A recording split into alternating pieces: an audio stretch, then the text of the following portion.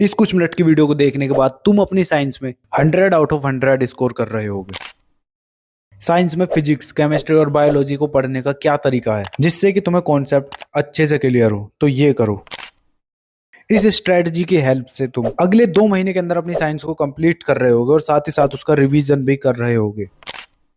So hi everyone, this is Mukul Bhardwaj और आज की वीडियो में हम बात कर रहे होंगे कि क्लास 10th साइंस को किस तरह से पढ़ा जाए जिससे कि हम अपने बोर्ड एग्जाम में 100 आउट ऑफ 100 स्कोर कर सके। तो यार 4 पॉइंट्स इस वीडियो में हम कवर कर रहे होंगे, जिसमें तुम्हारा फर्स्ट होने वाला है हाउ टू स्टडी साइंस। अब इसके अंदर मैं तुम्हें बता रहा हूँ कि फिजिक्स को कैसे पढ़ना है, केमिस्ट्री को कैसे पढ़ना है और बायोलॉजी को क्या पढ़ने का बेस्ट तरीका है। इसके बाद सेकंड पॉइंट होने वाला है कि एनसीईआरटी इनफ है क्या क्लास 10th के लिए। उसके बाद मैं तुम्हें स्ट्रेटजी बताऊंगा जिसमें हम देख रहे होंगे how to complete syllabus in 2 month. और फिर लास्ट पॉइंट बच जाता है जिसमें मैं तुम्हें बता रहा हूँ कि रिवीजन करने का सबसे बेस्ट तरीका क्या है साइंस में। तो वीडियो को एकदम लास्ट तक देखना है, कॉपी पेन लेकर अभी बैठ जाओ। तो सबसे पहले यार मुझे तुम लोगों से कुछ पूछना था। मैंने एक chemical reaction and equation chapter के नोट्स बनाए हैं जिसके अंदर मैंने तुम्हारे स्टडी के साथ साथ मीम्स भी इंक्लूड कर रखे हैं और केमिकल रिएक्शन एंड उनकी डेफिनेशंस को मैंने एकदम इजी वे में लिखा हुआ है। तो तुम इन नोट्स को चेक करके बताओ कि तुम्हें बाकी चैप्टर्स के लिए भी चाहिए क्या ऐसे नोट्स। इनके लिंक मैं तुम्हें डिस्क्रिप्शन में दे दूंगा, तो नोट्स को डाउनलोड करो और चेक करके बताना किस टाइप के नोट्स चाहिए या नहीं,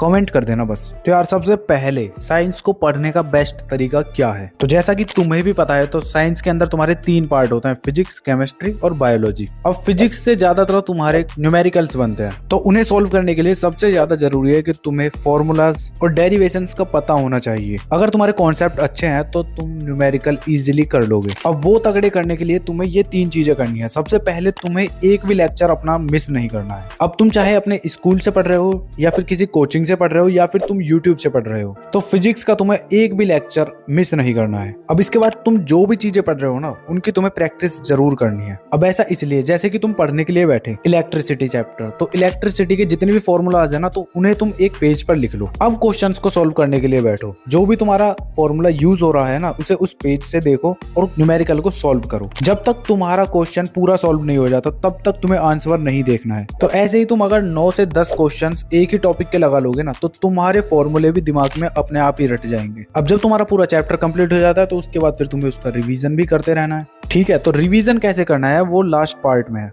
तो बने रहो, आगे बता दूंगा। तो केमिस्ट्री को पढ़ने का बेस्ट तरीका क्या है, तो यार बेसिकली तुम्हारे केमिस्ट्री में ज्यादातर रिएक्शंस ही आती हैं एग्जाम में। तो उन रिएक्शन को करने के लिए तुम्हें सबसे पहले 30 तक तुम्हें एटम्स और उनके नंबर्स पता होने चाहिए। फिर तुम्हें पता होना चाहिए कि मॉलिक्यूलर फॉर्मूला बनता कैसे है, और ये चीजें तुम्हें 9th में पढ़ा दी जाती है। अगर तुम्हें नहीं पता है तो पहले अब इनका रिविजन कर लेना जाके, ठीक है। उसके बाद तुम्हें पढ़ना है फिर chemical reaction and equation chapter, और जितनी भी तुम रिएक्शंस की प्रैक्टिस करोगे लिख लिख कर करोगे बस। इस तरह से प्रैक्टिस करते हो ना केमिस्ट्री में, तो मेरी गारंटी है तुम 4 करा रहे होगे बोर्ड एग्जाम को। तो अब यार तुम्हारा बायोलॉजी आता है। अब इसके अंदर से एग्जाम में ज्यादातर डायग्राम्स पूछे जाते हैं, तो डायग्राम्स को करने के लिए तुम्हें 2 चीजें अच्छे से आनी चाहिए। एक तो तुम्हारी ड्राइंग अच्छी होनी चाहिए और एक तुम्हारी विजुअलाइज करने की पावर तगड़ी होनी चाहिए। बस अगर इन 2 चीजों पर तुम्हारी अच्छी पकड़ है तो तुम बायोलॉजी को फोड़ कर आ रहे होगे। साइंस को कैसे पढ़ना है क्लियर हो गया ना। अब बहुत सारे बच्चे मुझे डीएम्स कर रहे थे कि भैया एनसीईआरटी इनफ है क्या बोर्ड्स के लिए, तो इसका आंसर है नो। तो यार एनसीईआरटी से तुम्हारे क्वेश्चन बनते तो हैं, पर अब पैटर्न चेंज हो चुका है। अभी जो तुम्हारा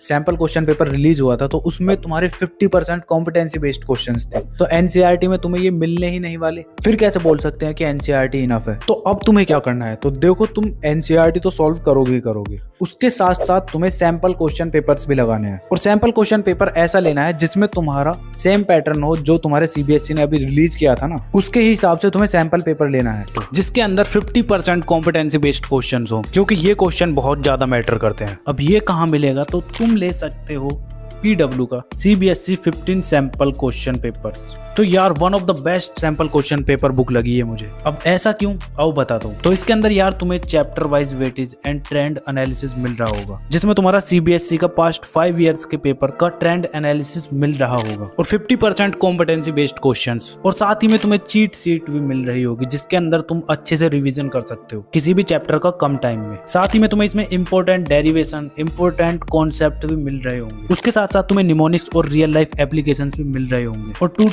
2024 के सॉल्व्ड सैंपल क्वेश्चन पेपर्स तो तुम्हें इसमें मिलेंगे ही। तो और भी बहुत कुछ मिल रहा होगा तुम्हें इन बुक्स के अंदर। तो यार टाइम क्यों वेस्ट कर रहे हो, लिंक मैं डिस्क्रिप्शन में दे दूंगा, वहां से जाके अभी बाय कर लेना। और अगर तुम PW स्टोर से बाय करते हो ना, तो तुम मेरा कूपन कोड LRN150 यूज कर सकते हो। इससे तुम्हें कुछ % का डिस्काउंट मिल जाएगा। तो देर मत करो, जाओ अभी बाय कर लो। तो समझ चुके हो ना, NCERT के साथ साथ तुम्हें सैंपल क्वेश्चन पेपर्स भी लगाने हैं।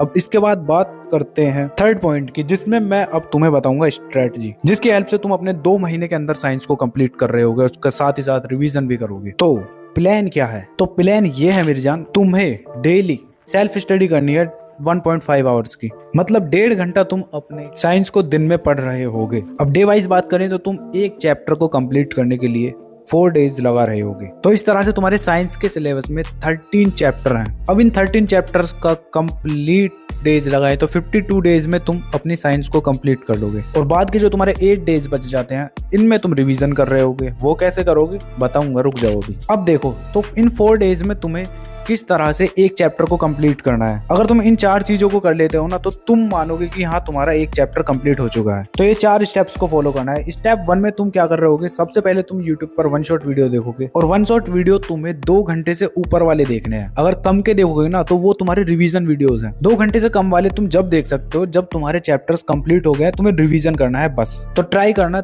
3 घंटे या 4 घंटे वाले 1 शॉट वीडियो देखो। उसके बाद तुम स्टेप 2 में NCERT को पढ़ रहे होगे लाइन बाय लाइन, और साथ के साथ नोट्स भी बना रहे होगे, बिकॉज रिवीजन करने के लिए नोट्स बहुत ही ज्यादा इंपॉर्टेंट है। इसके बाद स्टेप 3 आता है, जिसमें कि तुम प्रीवियस ईयर क्वेश्चंस को लगा रहे होगे। अब प्रीवियस ईयर क्वेश्चंस तुम्हें कहाँ मिलेंगे, तो मैंने ऑलरेडी बना के रख रखे हैं। लास्ट 10 ईयर्स में तुम्हारे जितने भी क्वेश्चंस सबसे ज्यादा रिपीट हुए हैं ना, वो मैंने चैप्टर वाइज अरेंज कर रखे हैं। हर चैप्टर के 15 से 20 के करीब में क्वेश्चंस तुम्हें मिल जाएंगे। अब ये क्वेश्चंस तुम्हें मिलेंगे कहाँ पर, या तो तुम टेलीग्राम ग्रुप ज्वाइन कर सकते हो, जहां पर मैं ये नोट्स वगैरह और तुम्हारा CBSE के ऑफिशियल सैंपल क्वेश्चन पेपर्स और ये मोस्ट रिपीटेड क्वेश्चंस को या कोई भी छोटी मोटी अपडेट को टेलीग्राम ग्रुप में बता देता हूँ। तो अगर तुम चाहो तो ज्वाइन कर सकते हो, लिंक डिस्क्रिप्शन में मिल जाएगी। ठीक है, इसके बाद स्टेप 4 में तुम सैंपल क्वेश्चन पेपर्स को सॉल्व कर रहे होगे। अब ये क्यों जरूरी है वो मैंने तुम्हें पहले ही बता दिया है, और अभी आगे भी इसके फायदे बताऊंगा, रुको जरा। तो यार इन 4 स्टेप्स में तुम अपने एक चैप्टर को कंप्लीट कर रहे होगे। तो अब देखो, तुम्हें जितने भी चैप्टर करने हैं ना, तुम उन चैप्टर्स को इस सीक्वेंस में कर रहे होगे,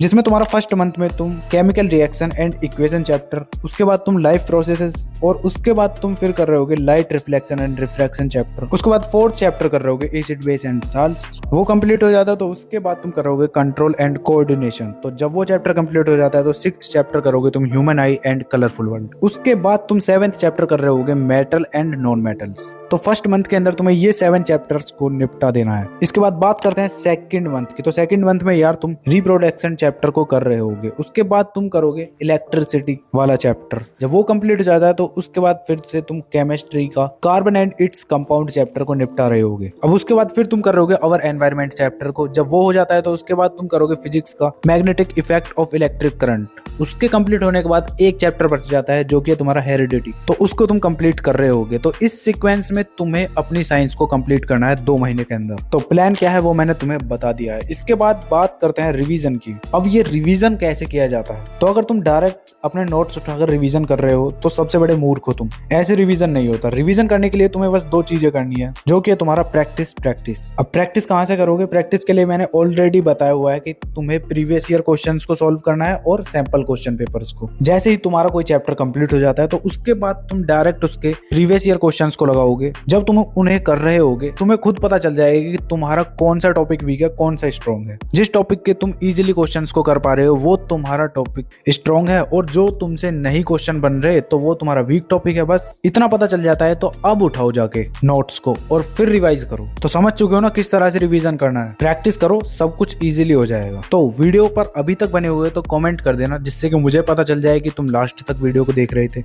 अब देखो, तुमसे बिल्कुल भी स्टडी नहीं हो पा रही है तो तुम्हें अपने आप को छोटे छोटे टारगेट देना है। जैसे कि तुम्हें अपने आप को 7 डेज का चैलेंज देना है। जब वो कंप्लीट हो जाता है उसके बाद 21 डेज का चैलेंज देना है अपने आप को। और जब 21 डेज कंप्लीट हो जाता है तो उसके बाद फिर और 40 डेज का चैलेंज लो। तो 7 डेज और 21 डेज के लिए मैंने ऑलरेडी वीडियोस अपलोड कर रखी हैं। उनके अंदर तुम्हें क्या क्या पढ़ना है, कैसे पढ़ना है, सब बताया है मैंने। लिंक तुम्हें डिस्क्रिप्शन में मिल जाएगी। जाके उन वीडियोस को भी देख लेना और हेल्पफुल लगे तो शेयर भी कर देना। और ऐसे ही आगे तुम्हारे लिए और भी इंटरेस्टिंग वीडियोस आ रही होंगी तो नोटिफिकेशन को ऑन कर लेना। और बहुत सारी वीडियो मैंने तुम्हारे लिए ऑलरेडी अपलोड कर रखी है, तो उन वीडियोस को भी जाके देख लेना, स्क्रीन पर शो हो रही होंगी, इनको देख सकते हो या फिर तुम चैनल पर विजिट करके तब देख सकते हो। तो बस आज की वीडियो के लिए इतना ही, मिलते हैं नेक्स्ट वीडियो में, तब तक के लिए keep learning, keep studying and keep smiling.